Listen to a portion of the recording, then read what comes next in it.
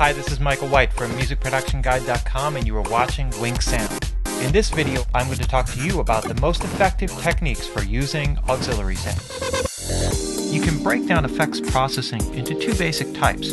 We have the type of processing like EQs and compressors, and those types of things typically go on the individual tracks. So as you're working with a track and you decide you want to apply an EQ plugin, you can very quickly go in here and select an EQ plugin, open it up, and then start your processing.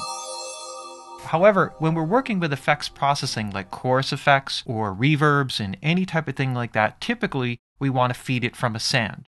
So for example, if I wanted to put a chorus effect on the bass, what I would start with is I would start by sending it to a bus.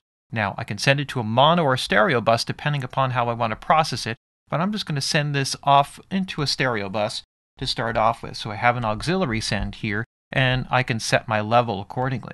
Now, when I start, I may want to apply my processing for the chorus of this bass on a separate track. And so what I'm going to do is I'm going to create a new track, and we can do that from here. I'm going to make a stereo, and I'm going to make an auxiliary input.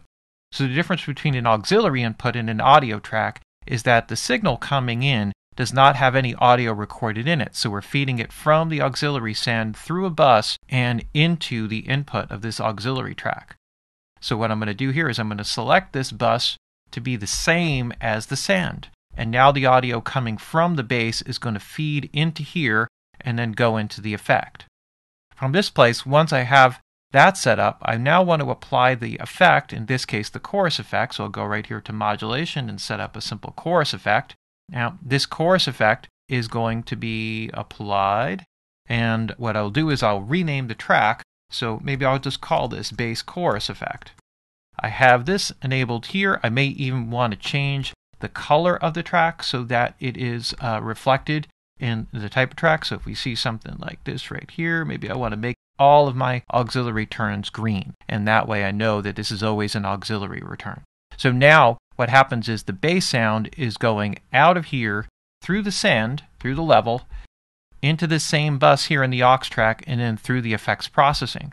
So without setting up any settings here, if I now solo up the bass, I want to solo isolate this aux track, so when I solo it, I hear it with the effect. And I can do that by holding the command key, or if you're working in Windows computer, the control key, and clicking on the auxiliary send. Now the auxiliary send is solo isolated, and I can mute it separately if I want to. From here, I can change my mix setting to 100% wet. So now I have the dry signal here, and then I have a separate control for the amount that I'm feeding into the chorus effect. So if I work with it this way, now I have complete control over the dry signal, complete control over the wet signal, and I can control how much and how I process each of these. For example, I may want to take this chorus effect and apply an equalization on it to filter it so that the chorus only happens within a certain frequency range. If I apply the chorus effect on the bass track, I won't be able to do that, and then I'm left to deal with the mix control. So by separating the effect from the individual dry track, I now have the best amount of control in terms of the way I process the dry signal and the wet signal.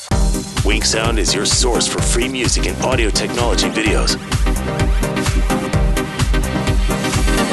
Join the conversation by following WinkSound on Twitter and YouTube to keep up with everything you need to know about music and audio technology.